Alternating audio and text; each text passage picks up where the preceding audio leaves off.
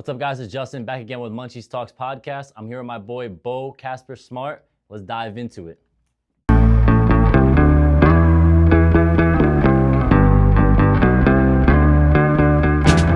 Casper, man, I'm super pumped to have you on the podcast with us. Done a lot of stuff from creative directing to being a huge hit on social media. Would love to know a little bit more about some of the episodes you've done on the neighborhood. You're an actor as well. Yeah, let us know, man. Yeah, I guess it all started when Way back when. No, I started off in the industry at about 18. I started as a dancer. By 22, I was choreographer for Beyonce. By 24, I was creative directing. I'm 38 now. I creative directed Nicki Minaj's Pink Friday 2 tour last year, amongst a million other tours and award shows and festivals and all kinds of things, with different artists like Nicki or Lil Baby, Wayne, Beyonce, Ariana Grande, Nick Jonas. The list is kind of just keeps going. I kind of stay in like the pop world of things. Still do that now. When I was 20, I started acting, and kind of was forced into auditioning for a dance movie I was auditioning for as a dancer. Director asked if I would audition as an actor. I read. I didn't get it. And he called me a week later and was like, hey, we loved you so much you didn't get that role, but we actually wrote you in to a supporting lead. Sick. So it was my first acting job, and he let me just have fun. He let me do what I wanted to do and let me improv and let me just be kind of like my natural self. And I had a great time. That's cool when directors are able to do that, because not a lot of people get that, especially for the first time. Yeah. You're like going into the acting job and you're starting your acting career, whatever. Yeah. At least you got to feel really comfortable, because Yeah. I feel like that doesn't happen very often. Yeah, he was like, just be you. Just have fun. Just say what you want. Just make it fit your words. And I was like, oh, okay, cool. Yeah. And I did. And I fell in love with acting at that point and kind of spliced acting and creative directing, choreography all as, you know, as I left kind of dancing, as I left choreography, still acting, creative directing throughout my life and still doing. So doing the creative directing, was how much of a ladder climb was that compared to maybe when you first started your career on doing choreography and things like that? It was a ladder climb. I mean, I started dancing at 17 and a half, 17. I signed at 19 to an agency, and I'm 38 now, and I'm creative directing. So, 19 years or so of work. Ladder climbing. 20 years. It's ladder. It's definitely ladder climbing.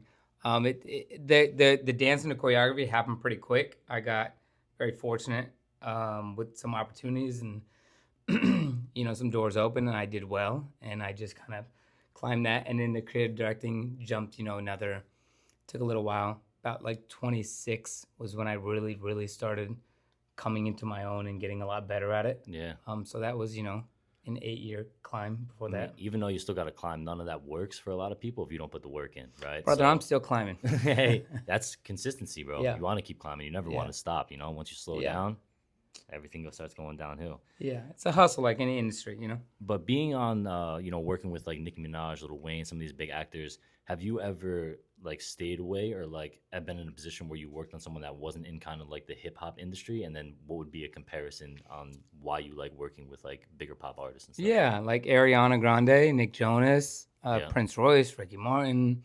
I work with a lot of pop artists that are not hip hop. But Nicki is a rapper, a lyricist, a hip hop artist first, but she's a pop artist as well. She's so big that she dominates two fields, the hip hop space and the pop space. She's that big and that good. So it's great because she has very pop music and then like hood like hip hop rap. So it's cool that I get to work on two different things within the same project. And then, you know what I mean? Yeah, but being able to creative direct someone like Nicki Minaj, and then is there like a difference when it's like Nick Jonas? Is one more like, I don't know, more exciting? I don't want to say. No, not one more exciting. I think just different. Just different music, different. Bro, what the? Sorry, sir. Different music, different style. Yeah. Yay. Yo, Huh? get the fuck out of here, bro. My bad, Casper. It's all good. Sorry, guys. Fucking guy. You doing weird shit all the time. Yeah, it's just What's wrong with this guy? yeah, it's just a scheduling issue. You just gotta schedule your workers. He at a never, different- never learns, bro. For real. It's Yeah. weird. But yeah, yeah. Weird guy, man.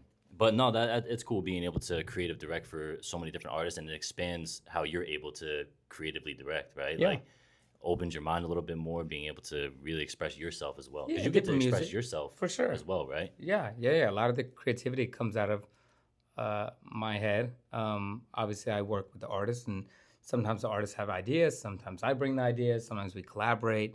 It's a collaborative thing, all in all. Yeah. The whole situation. But yeah, just working with different creative minds is always fun.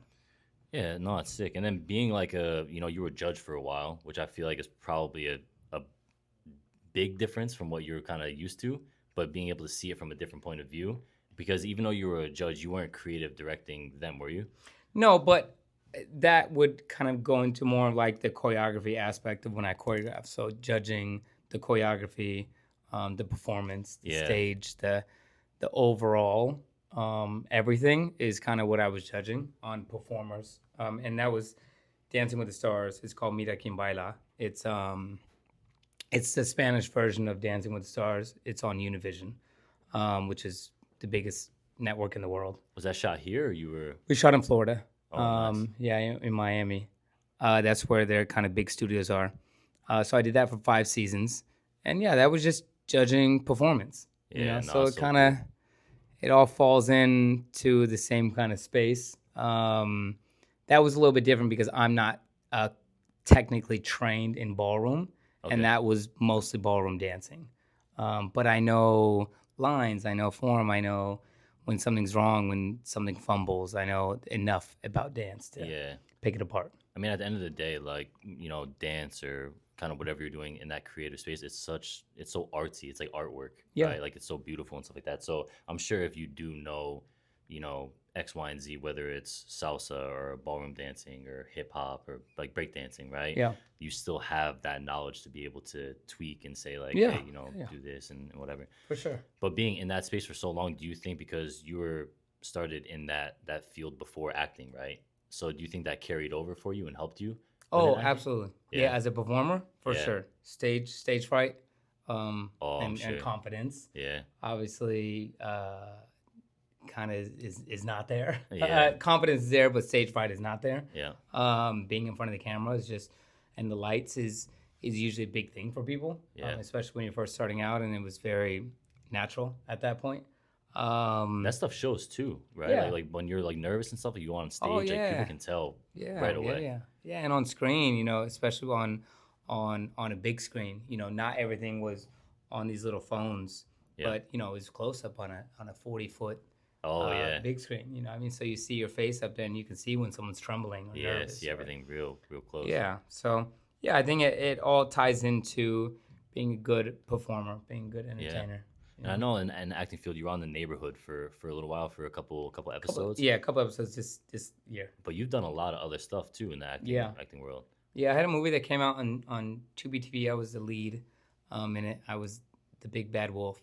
Nice. I was like a cartel drug lord kingpin. Sick. And just killed a lot of people in the movie. And that did very well. It was the #1 hit across the board in like 3 different fields. Thriller overall and action on Tubi. I played Megan Good's love interest in a movie like a year and a half ago. I think we shot it. I think it's going to Amazon. It was her acting debut. I'm sorry, her directing debut. Oh, cool. She was starring in it and directing it.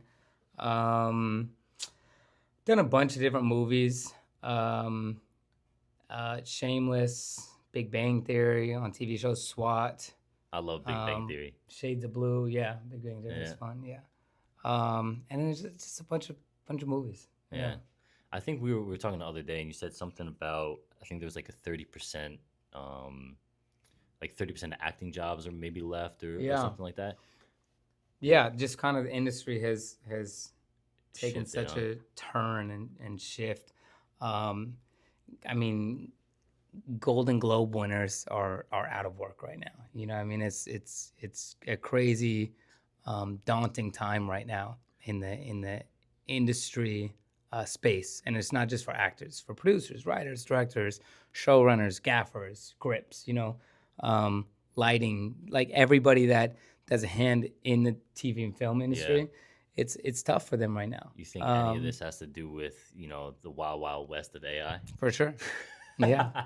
Yeah, I think it has to do with AI. I think it has to do with camera technology and editing. I mean, we're shooting on 3 iPhones right now. You know what I Yeah, mean? And because we can shoot in 4K on 3 iPhones rather exactly. than having, a $30,000 red Scarlett camera in here or a $100,000 red camera in here. You Exactly. know, Yeah. it's just a different time of how things are moving. I think it's not just AI, but it's streaming is a huge one. These phones. Hmm. Um, I read recently that the short form vertical content, it's like these little mini 90-second episodes of these shows. They're producing about $8 billion. And so a lot of big studios are putting a lot of money into these now. Yeah. Um, I always see those pop-up ads that come up too, and it's like it'll be like an episode, but you have to pay like a certain yeah, amount of coins, that's what right? they That's are. what you're talking about, Yeah, right? yeah, yeah. Bro, those are like, and they catch me too. Like I'll be like looking Yeah, at them it's for a so minute, and I'm drama. like, It's like so good but bad, but so much drama, and you're like, I'm in. I already yeah, watched the first episode. I'm in. yeah. Yeah, they're making $8 billion. They're That's killing crazy. it Yeah, technology and the way that people are doing things now. I feel like a lot of this comes from such a short attention span from people, right? for sure. So you have to, when you're making movies and stuff like that, it's not like when we grew up, right? Like I'm close to the Yeah, same age as you. Like I could sit down or sit in a room for 3-4 hours and yeah, be like, yo, I'm good. Now kids, yeah. I 30 know. minutes, you're out 10 minutes, like I'm gone, I right? know. How, if somebody say I wanted to be an actor right now, what is that process that you think might be good for me to take to try to get into that space? Oh, I feel like that's always like a tough one because it's like what was it? Is it first the chicken or the egg? Yeah, oh, yeah, yeah. So to get a agency, you need a reel, right? An acting reel is what and a resume. Okay, yeah. But to get a resume, you need an agent to send you on auditions to get jobs, It's in a right? loop. It's this weird like little loop in the beginning that's I was very lucky to bypass because I kind of hopped in through my other spaces and got a job Yep. that I didn't even mean to get. Um, but that's a tough thing, that this weird little circle. So I think the best thing you could say is to take class, Yeah. take classes, and taking classes, you meet people. It's like going to a cannabis show. I mean, you would meet people, you talk to people, you network. Um, your acting coach, if it's a reputable acting coach, they probably have some students in there that work, and you just network and you kind of just meet people and you start trying to put things on tape and trying to find auditions and get jobs, and that's the best advice I can give in that space. Regardless, it's a Um, tough industry. it's a tough industry, brother. Yeah, I which mean, is crazy too, because you did good in so many of them, right? yeah, So like yeah. again, Listen, acting will not pay my bills on purely acting. You know what I yeah, mean? Because I have too much going on in my life of like different things. So the creative directing, the acting, the branding. It's kind of, you gotta, if you look at any like celebrity nowadays, no one's a one trick pony. You know what I mean? It's the Wild West. They have, look at Will Smith. Will Smith jumped into social media so heavily, yeah, um, YouTube, streaming, Instagram, like all of it. Like you look at the Kevin Harts, these people dug into social media. You know what I mean? Because the campaigns, the brand deals, the marketing that comes out of that is so valuable yeah, and worth so much money. You know what I yeah. mean? So I mean, what's sometimes you might have luck of the draw too, right? Like Jason Momoa, right? He yeah, like I think he got just picked up somewhere random, right? no, like Oh nah, people so that people story was not real then. see. Yes, I don't know when that happened. I mean, because I know there's like random things of like the girl from Hairspray that worked at like the ice cream shop, and they were like, "Oh my God, you were great," and Like, they literally were like, "Audition for this," and she booked it, and she got a big movie. yeah, I'm sure there's things like that, those random things. Like Chris Pratt, I think, was living out of his car at like 35 or 40 years old, Yeah, Ryan 35 Reynolds or or something too, yeah. right? Like he was late. And now these guys are, leading male, A-list. Yeah, But it's not quite like that. yeah. I mean, you still got to put the work in Easy. and be. Yeah, like Jason's been working for like I'm pretty sure Jason was in Baywatch in like the 90s Baywatch. Oh, was he really? You know what I mean? Like if you look, let's look real quick. Just for fun, and we'll put it on the thing here. Jason Momoa Baywatch. Yeah, brother. 1989. Yeah. 1980. So it's like people are like, oh wow, this guy just came up. He blew up from Game of Thrones, right? Yeah, yeah. And what was that, like 2012 or 13 or something? And they're like, he came out of nowhere. And now he's this big. No one ever comes out of has nowhere, been though. literally working since he was a kid, and I'm sure it goes beyond that. But that's 1989. Yeah. You know what I mean? That's 35 years, 36 years ago of him working. So it's when people do those kind of things and they go, wow, and then the story spreads and it spreads and it spreads and it spreads, and it gets back to him or hers, and he's like, what do you mean? I've been working for 40 plus years. Yeah, yeah. Like I've been working since I was 12, 15, 18 years old, and grinding. Like I take this very serious. I've trained, I took classes, that's where people are like, I want to be an actor. And they're like, they take Overnight one class success. and they're like, I want a job. No, I took 6 years of acting class. And I took groundlings. I trained in New York, trained in LA, trained with several teachers, Yeah. Like I actively trained for years and years and years. Yeah. So, Put in the work, and no one's an overnight success. and you still might not be a success. And you still might not be a success. The attention span is just very different than what it was. And it's different too, because like I know, like I love all like Marvel movies, like honestly DC too, but I'm more of a Marvel guy. But if you're really into that kind of stuff, you're gonna sit there and really watch it, right? So if for someone who's not that interested in it, they're gonna be like, the attention span's even worse. They're like, all right, cool. When's this gonna be over? Oh yeah, this guy killed Thanos. Whatever, cool. Yeah. All right, how old are you? 34. Oh, yeah. 34. I'm a little older. Yeah, but a little bit. when I was young, Saturday morning were cartoons, right? Oh yeah. That was like the big thing. It was like Batman, Superman, X-Men, like all the comics, DC and Marvel were on. Spider-Man were on Saturday mornings, and my brother and I would just binge watch Saturday morning comics. So obviously growing up with that, and then the action figures and like dressing up in Halloween and doing the whole everything, man. We loved it. So obviously watching these movies, really what they are now, are just incredible. I love that James Gunn, he did all the Guardians of the Galaxy, he directed and wrote them. He's over at DC Comics now. And I love DC. I think Batman and Superman and Wonder Woman, all those have done very well. Oh yeah. But I think he's gonna elevate the brand even more. And just make it even better. So I'm really excited to see what that is. Listen, I'm excited for that too. Like I love all that stuff. So if he starts coming out pretty soon, I'll be pretty pumped. Yeah. But you also, show a lot of love into, interest into the cannabis industry too, right? So from a perspective of even down to artists on how they might use cannabis or whatever, do you think that it's something that helps the way that they might perform, or relaxation, the recovery side of things? Like, yeah. I think it all depends on what you're using it for, because obviously we know THC and CBD are used for so many different things, whether it's pain and arthritis and inflammation and things like that. Like I've done CBD with my dogs, or whether it's for neurological sides of things, or whether it's to sleep, relax, anxiety, stress. Yeah, man. So I think it's like there's a lot of different things that it's used for that I think are really good. I think people use it for creativity. In the artist space, I think people write really differently when they're high in a cool way. Yeah. It's crazy. I'm not a big flower guy. I like edibles more. Okay, cool. And they're just kind of recreational and here and there. Yeah.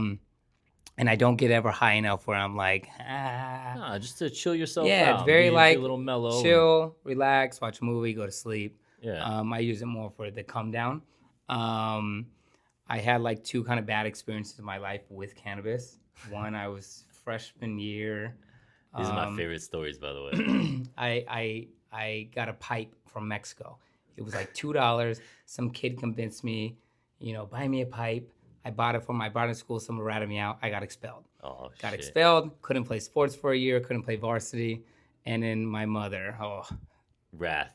wrath. Yeah. 6 months grounded, no anything, like dead. So I never touched it again. I didn't touch flower again until 2019. So you're talking about 2001 to 2019. 18 years I didn't touch it. And the only reason I touched it because I was in Mexico. Again, I was dirt biking on my birthday, and I shattered my ankle in a million places. I dislocated it. I broke it in 3 places. I tore the ligaments, the cartilage. It was just a noodle. And it was like a 10-hour drive to San Diego with traffic. And my buddy that was driving my car, I was in the back seat. He was like, "Smoke this." And he gave me a vape, like a Bro, weed it vape. probably made it worse, And dude. no, he was like, "Listen, you're gonna relax, and it's gonna take some pain away." And because I was in excruciating pain, it Yeah. did. I relaxed. I fell asleep for 2 hours because I Oh, got high enough that's where I nice. fell Oh, asleep you and got I smacked. relaxed, and it helped with the pain come down because we didn't. I had some like Advil, like we didn't have pain Bro, every medicine. bump, everything. When you Oh, break that was stuff, bro, awful, brother. it could The be potholes- the tiniest fucking The potholes bump, are bro. terrible.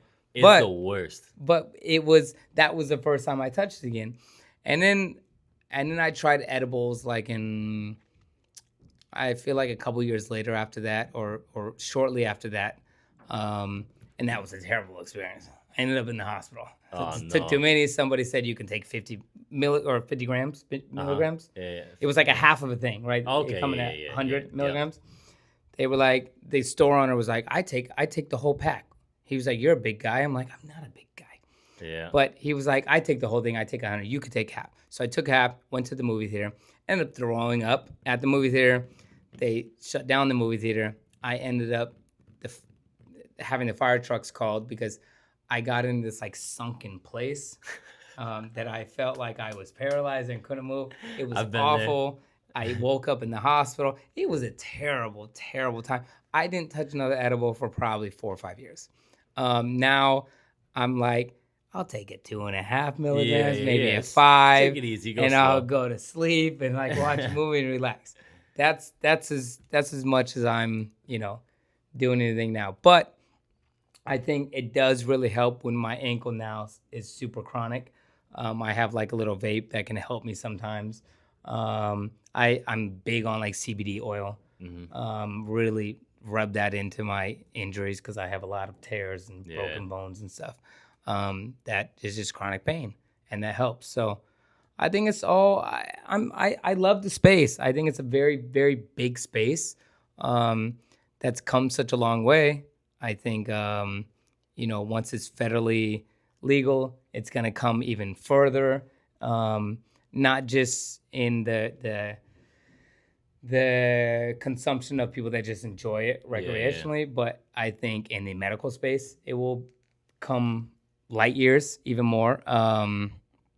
And I like it. I want a cultivation. I want to buy a licensed spot and get into it. And you put your money into different investments. Like I have real estate, stocks and crypto and different VC type things. I want to be in cannabis. So I mean, it's another heavy hitter, right? And like at the end of the day, all your spaces that you've been in throughout your life and building and working towards, whether it was acting, the choreography, or the creative directing, things like that, you have to have so much discipline in what you do, right? So when you growing up and having all that discipline is just going to carry into whatever you're going to do next. So I'm sure it's going to be good. I'm sure you're going to kill it. So it's going to be fire.